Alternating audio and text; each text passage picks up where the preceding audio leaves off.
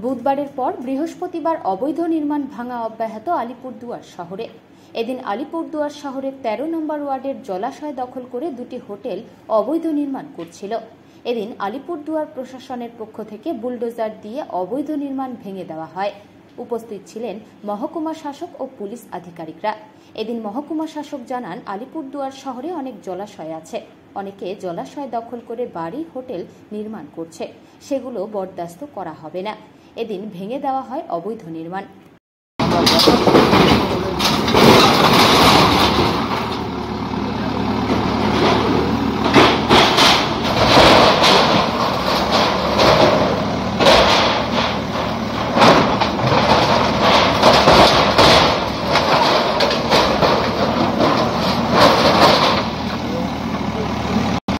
এসে দেখাই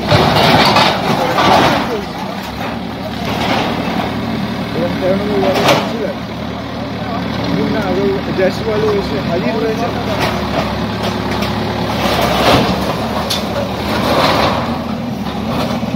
কি বলবেন যে অবৈধ